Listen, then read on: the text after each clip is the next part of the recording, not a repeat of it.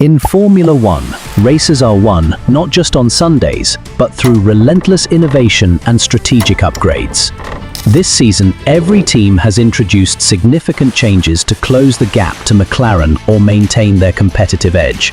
Let's delve into each team's major upgrades and assess their effectiveness. McLaren. Their biggest upgrade was the comprehensive aerodynamic package introduced at Imola. McLaren's aggressive development strategy, highlighted by a significant aerodynamic overhaul at Imola, has propelled them to the forefront. Piastri leads the Drivers' Championship with 186 points, closely followed by Norris with 176 points. Their consistent podium finishes underscore the success of their upgrades. Verdict: massive success. Red Bull Racing. Their biggest upgrade was the floor and side pod modifications introduced at Monaco. Red Bull's updates aim to enhance low-speed performance, particularly for the Monaco Grand Prix. However, Verstappen described the car as undrivable during the event, indicating that the upgrades haven't fully addressed their challenges. Currently, Verstappen sits third in the Drivers' Championship with 137 points. Verdict: partial improvement, but challenges remain. Mercedes' biggest upgrade came in the form of the introduction of conventional side pods and front suspension redesign at Imola. Mercedes' shift away from the zero-pod concept marked a significant change in their design philosophy. While the car has shown improved balance, it's still lacking in overall pace. Russell is currently fourth in the standings with 111 points, while rookie Antonelli has accumulated 48 points. Verdict: progress has been made, but more work needed. Scuderia Ferrari. Ferrari's biggest upgrade was the comprehensive bodywork revamp, including side pods, floor and cooling inlets, introduced in Barcelona. Ferrari's extensive upgrades have yielded mixed results. While the SF25 has gained straight-line speed, tire degradation and inconsistent performance remain issues. Leclerc and Hamilton are 5th and 6th in the standings, with 94 and 71 points respectively. Nico Hülkenberg's Haas passing Hamilton's struggling Ferrari was a sight that no one wanted to see. Verdict: improvements have been made, but consistency is lacking. Aston Martin. Their biggest upgrade came in at Imola, where they had a new rear wing and modified floor. Despite early season promise, Aston Martin's upgrades haven't translated into consistent results.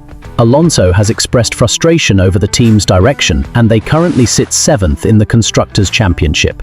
Verdict: upgrades have been ineffective, performance is declining. Alpine. Their biggest upgrade came early in May, when a new floor and side pod reshaping was introduced in Miami. Alpine's efforts to improve performance have yielded minimal gains.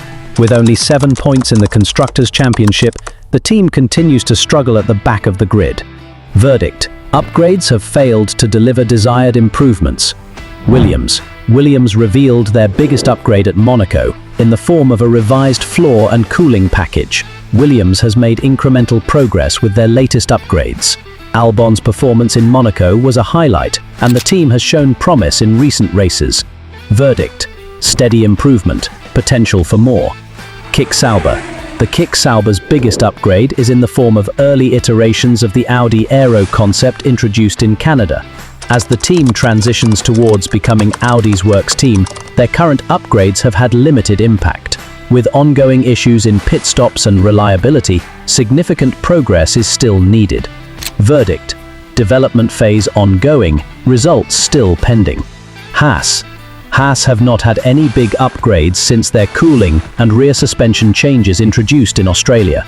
Haas has shown signs of improvement, particularly in qualifying sessions. Ocon's experience and Behrmann's rookie performance have contributed to a more competitive midfield presence.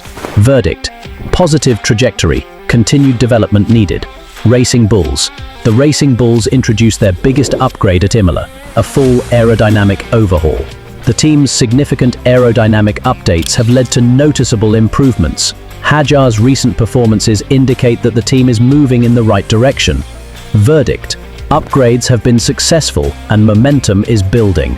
The final verdict: top performer. That title goes to McLaren Mercedes.